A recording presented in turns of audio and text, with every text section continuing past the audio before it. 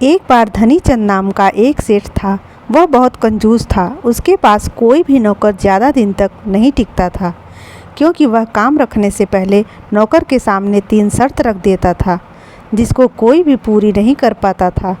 एक दिन मदन नाम का एक लड़का सेठ के पास नौकरी मांगने आया। वह सेठ से बोला वह बहुत दूर से आया है, इसलिए उसको कुछ दे दे।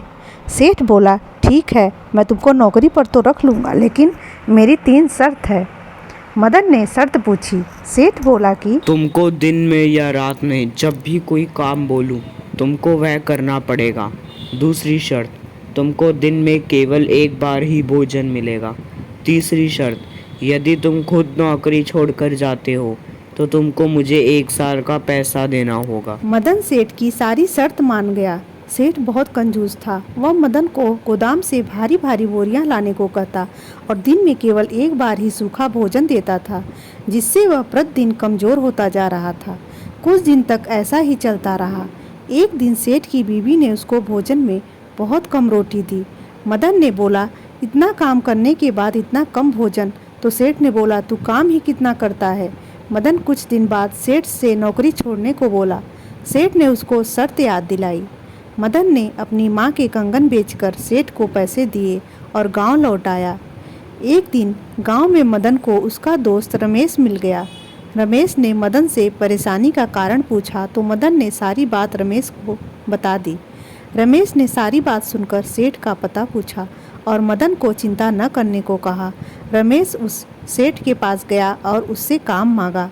सेठ ने उसको वही 3 शर्त बताई। रमेश बोला, सेठ जी, मैं तो आपकी 3 शर्त मानने के लिए तैयार हूँ, लेकिन आपको भी मेरी एक शर्त को मानना होगा। यदि आप मुझको नौकरी से निकालते हैं तो आपको मुझे 1 साल की पगार देनी होगी। सेठ ने सोचा ऐसी नौबत नहीं आएगी और उसकी बात मान गया। रमेश कुछ दिन तक काम करता रहा। एक दिन सेठ रमेश को बोला, जाकर गोदाम में से एक बोरी ले आओ, फिर उसमें ताला लगा देना। उसने सेठ को सबक सिखाने की सोची। उसने बोरी निकालने के बाद गोदाम का ताला बंद नहीं किया, जिससे चोर उसकी सारी बोरी लेकर चले गए। सेठ ने अगले दिन रमेश से पूछा तो रमेश बोला, उसने तो ताला लगाया था, शायद चोर ताला भी तोड़कर ले गए। एक दिन सेठानी ने रमेश को बाजार से लकड़ी का गट्ठर लाने को कहा। लकड़ी लाने के बाद रमेश ने पूछा, यह लकड़ी का गट्ठर कहाँ पर रखूं? सेठानी ने गुस्से में बोला, मेरे सिर पे रख दे। रमेश ने ऐसा ही किया। लकड़ी का गट्ठर सेठानी के सिर पर रख दिया, जिससे सेठानी चिल्लाई। सेठ ने रमेश को नौकरी से निकल जाने को कहा। रमेश ने सेठ को शर्त याद दिलाई। सेठ उसको पैसे देने लगा। तब रमेश ने सेठ को सारी बात बता दी कि वह अपने दोस्त मदन का बदला लेने के लिए यहाँ आया है। उसने सेठ से मदन के पैसे लौटाने को कहा। सेठ ने रमेश को मदन के पैसे लौटा दिए। रमेश ने गांव आकर पैसे मदन को दिए, जिससे मदन बहुत खुश हुआ। तो दोस्तों, आज की यह हमारी कहानी आप लोगों को कैसी लगी? ऐसी ही रोचक कहानियों के लिए सिंह स्टोरीज टीवी से जुड़िए और हमारे चैनल को अपने दोस्तों के साथ शेयर कीजिए। तो मिलते हैं किसी और ऐसी ही रोचक कहानी के साथ। तब तक के लिए नमस्कार दोस्तों।